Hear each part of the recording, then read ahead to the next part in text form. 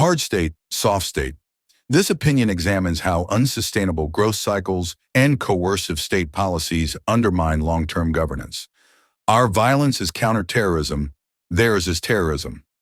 This opening sentence serves as the thesis statement by contrasting the state's justification for its use of force with the label applied to its opponents. Recently, the Army Chief addressed Parliament after the Jafar Express train attack in Balochistan. This sentence provides context by noting that following a major terrorist incident, the Army Chief spoke in Parliament. He said Pakistan had to become a hard state to fight militancy and asked how long would countless lives be sacrificed in a soft state, and how long would governance gaps be filled by the blood of soldiers and martyrs. Hard state is an idiomatic expression meaning a state that employs strict, decisive measures. Soft state is an idiomatic expression meaning a state characterized by weak, ineffective governance. This sentence means that the Army Chief argued for a tougher, uncompromising state to combat militancy, questioning the high human cost of a lenient approach. The global community also condemned the incident as an act of terror. This sentence means that international observers denounced the train attack as terrorism. Nevertheless, human acts, including criminal acts, have context and cause which need to be understood to ensure they are not repeated. Context and cause refers to the underlying reasons behind actions. This sentence means that one must examine the root causes of violence to prevent future occurrences. This has never happened in Balochistan. This sentence means that such contextual justification does not apply in Balochistan's long history of state neglect. Since independence, it has been overtly and/or covertly ruled by the center. This sentence means that Balochistan has long been dominated by central authority, both openly and behind the scenes. Protests against all kinds of exploitation and denial of human and political rights are equated with disloyalty, and when in desperation they lead to insurgencies, they are mercilessly crushed as acts of rebellion, treason, and terror. Equated with means regarded as equivalent to. This sentence means that any dissent or protest is labeled as disloyal and brutally suppressed. The number of Balak killed, Balak crippled and wounded, Balak tortured, Balak missing, Balak families forever traumatized, and the Balak intelligentsia almost irretrievably alienated has, over the decades, added up to maybe millions. This sentence means that decades of state repression have caused massive suffering among the Balak population. Akhtar Mengel, former chief minister of Balochistan, who is a political moderate and son of the revered Balak leader, Atullah Mengel, has warned the situation in Balochistan today is the biggest threat to Pakistan. This sentence means that a prominent Balak leader warns that the crisis in Balochistan poses a grave danger to the nation. Moreover, Balak alienation has linked up with increasing Pakhtun alienation. This sentence means that disenchantment among the Balak is now compounded by growing dissatisfaction among the Pakhtuns. This enlarges the problem beyond any military solution. This sentence means that the issue is too deep and complex to be resolved by force alone.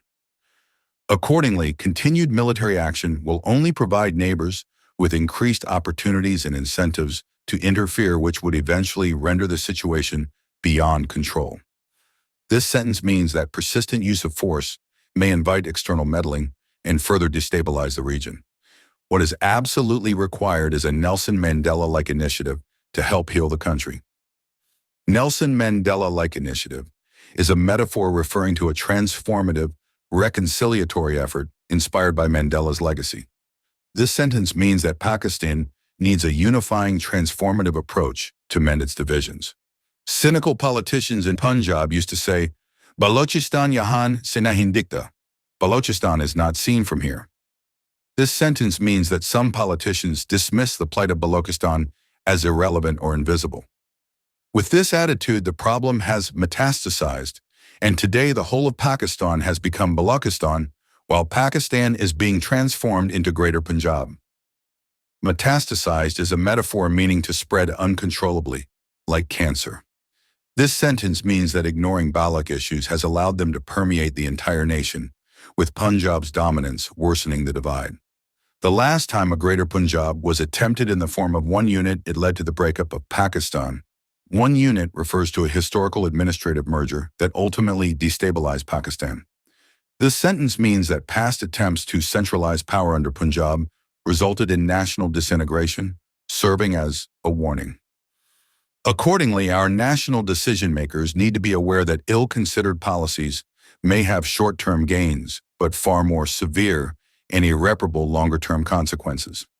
This sentence means that while quick fixes might seem beneficial, they often cause lasting damage. Unfortunately, as a country, we never learn or are never permitted to learn from our many disasters. This sentence means that Pakistan repeatedly fails to learn from its past mistakes, perpetuating harmful cycles. The concept of a soft state was coined by Swedish economist and sociologist Gunnar Myrdal, who wrote his famous Asian Drama in 1968. Soft state is a term defined by Myrdal, describing a state with weak governance and ineffective law enforcement. This sentence means that the idea of a soft state originates from Myrdal's work and provides a framework for analyzing Pakistan. The concept has now evolved into that of a failing state. This sentence means that the notion of a soft state has expanded to describe states that are collapsing or incapable of effective governance. Myrdal defined a soft state as one characterized by weak governance, a lack of effective law enforcement, and a general societal and political indiscipline. This sentence means that Myrdal's definition highlights critical flaws in governance and social order. This almost exactly describes the political state of Pakistan today. This sentence means that Pakistan currently embodies the characteristics of a soft state as defined by Myrdal. Reliance on the use of force to resolve complex political challenges is not an indication of a strong or hard state. This sentence means that simply using force does not make a state robust. It may actually signal weakness. It is, on the contrary, a demonstration of a weak, soft state shying away from seriously addressing such issues with an irrelevant show of state power against its own citizens. This sentence means that the state's dependence on force exposes its inability to deal with deep-rooted problems responsibly. Myrdal notes that in South Asian countries, despite talk about the need for social and economic revolutions, policymakers tread most warily in order not to disrupt the traditional social order. This sentence means that South Asian leaders are overly cautious, avoiding radical reforms to maintain existing societal structures. As a result, they remain soft states that cannot accomplish what they need to. This sentence means that due to their cautiousness, these states fail to achieve necessary changes. What is true of society and the economy applies also to nation building. This sentence means that the same issues affecting social and economic progress are mirrored in national governance. A military unity of command approach can never resolve complex historical, identity, class conflict, resource sharing, socio-political, and institutional challenges. Unity of command is a military term referring to centralized control over operations. This sentence means that simply centralizing military power cannot solve deep-seated, multifaceted problems. The pretense that it can is actually symptomatic of a soft no-can-do state pretending to be a hard can-do state. No-can-do is an idiomatic expression meaning unable to accomplish something. This sentence means that the state's claim to strength is merely a facade masking its inability to implement effective solutions. 60 years later, India is the only South Asian state to have substantially emerged, if neither completely nor irreversibly, from this soft state syndrome. This sentence means that among South Asian countries, only India has made significant progress in overcoming weak governance, though not perfectly. Tragically, Pakistan remains stuck in it. This sentence means that Pakistan has not managed to escape its soft state condition. In 2011, Prof. Anatol Lieven published his book, Pakistan, A Hard Country. This sentence means that Anatol Lieven's book provides a critical perspective on Pakistan's enduring issues. Interestingly, he considered Requiem for a Country as an alternative title.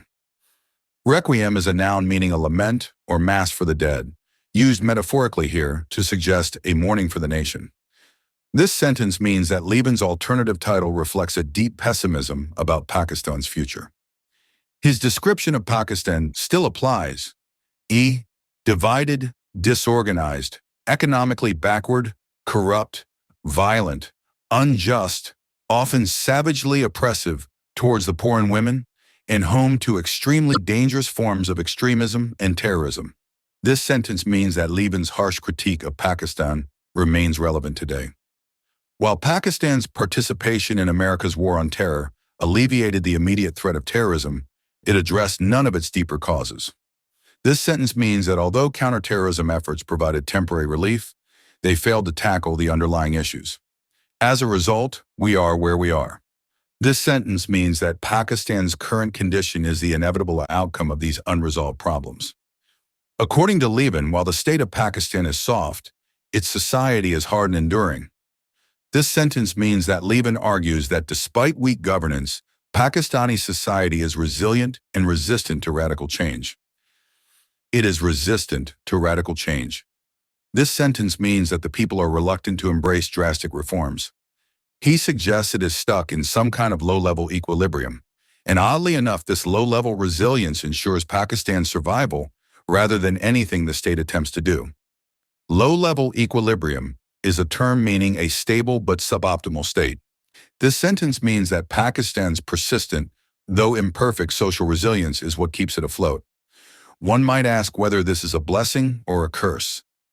This sentence poses a rhetorical question regarding the dual nature of this resilience. It reminds one of the Chinese saying, "May you live in interesting times." "May you live in interesting times" is an idiomatic expression implying that periods of crisis are both challenging and unpredictable. This sentence means that the current state of affairs in Pakistan is turbulent and fraught with uncertainty. And in Pakistan, we are indeed living in interesting but treacherous times. This sentence means that Pakistan's current situation is both eventful and dangerously unstable. The interconnected challenges facing the world today, as listed in the annual reports of the Bulletin of Atomic Scientists, include climate heating and its consequences, the threat of nuclear war, pandemics waiting to happen, unregulated artificial intelligence development, democratic deficits widening as a result of fascist, racist, and far-right takeovers in the US and Europe, genocidal policies unleashed on the Middle East by Israel and threatened in South Asia by India, according to 2 genocide alerts by Genocide Watch, etc. Bulletin of Atomic Scientists is a publication known for assessing global security threats. This sentence means that numerous global crises, including climate change and political extremism, compound the challenges faced by nations. A failing state, whether caused by a weak state or a hard society, or the reverse, has almost no chance of longer-term survival. This sentence means that a state that cannot address its fundamental problems is unlikely to endure over time. What is absolutely required is a Nelson Mandela-like initiative to help heal the country and bring about a national reconciliation. This sentence means that Pakistan needs a transformative, unifying effort modeled after Nelson Mandela's reconciliatory leadership. The emphasis would be on putting our tragic past behind us and holding people accountable, but not on prosecuting responsible individuals for their past crimes. The sentence means that reconciliation should focus on moving forward rather than on retribution. This may be unacceptable to many victims, but it should remove any fear of redressing the deep wrong done to the nation on February 8, 2024, and begin the process of restoring the image of the military without compromising on civilian supremacy, judicial and parliamentary independence, essential socioeconomic reforms, and undiluted constitutional and democratic governance. February 8, 2024 is a specific reference to a pivotal national crisis. This sentence means that although controversial, this approach could help rebuild trust in state institutions while addressing past injustices. There need not be any losers on this road to Pakistan's liberation. This sentence means that a truly reconciliatory process would benefit all segments of society without scapegoating anyone. The writer is a former ambassador to the US, India, and China, and head of UN missions in Iraq and Sudan. Ashraf Qazi at gmail.com, published in Dawn, March 25, 2025.